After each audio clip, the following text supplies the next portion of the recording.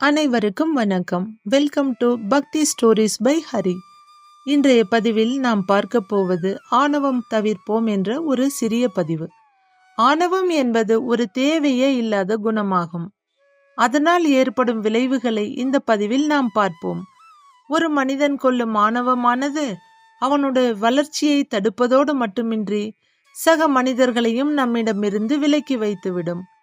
ஆணவம் என்பது மனிதன் கடக்க வேண்டிய முதல் கடினமான பாதையாகும். ஆணவம் கொண்டவர்கள் எவராக இருந்தாலும் அவர்களுக்கு இறைவன் பாடம் புகட்ட தவறுவதில்லை.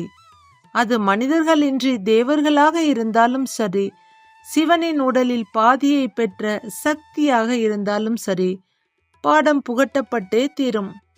அப்படி ஒரு பாடத்தை நந்தியம்பெருமான் பெற்ற கதையை இங்கே பார்ப்போம். கைலாயத்தின் வாசல் காப்போனாக இருந்தாலும் சிவபெருமானை சுமக்கும் பேறு பெற்றவர் நந்தியம்பெருமான். சிவபெருமான் தான் இந்த உலகத்தின் அனைத்து உயிர்களுக்கும் படியளப்பதாக புராணங்கள் தெரிவிக்கின்றன. அப்படி ஒரு முறை உலக உயிர்களுக்கு படியளப்பதற்காக சிவபெருமான் புறப்பட்டார். நந்தி அவரை சுமந்து சென்றார். செல்லும் வழியில் நந்திக்கு ஒரு சிந்தனை உருவானது.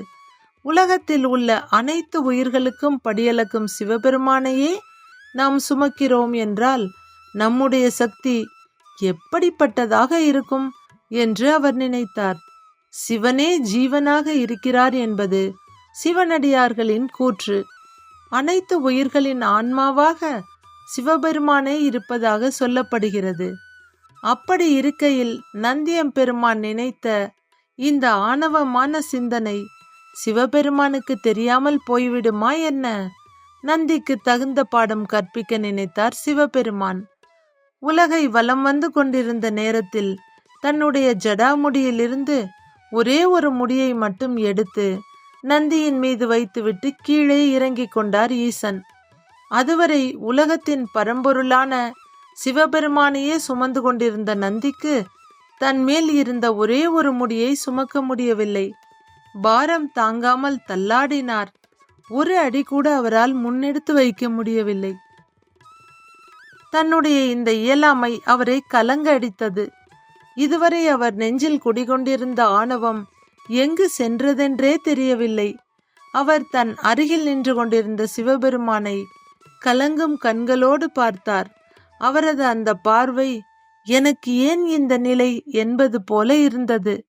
இப்போது சிவபெருமான் கூறினார், நந்தியே, உன்னுடைய மனதில் இருந்த ஆணவத்தை அழிக்கவும் நானே உலக உயிர்களின் ஆன்மாவாக, உலக உயிர்களின் இயக்கமாக இருக்கிறேன் என்பதை நீ உணர்ந்து கொள்ளவும் தான் இப்படி செய்தேன்.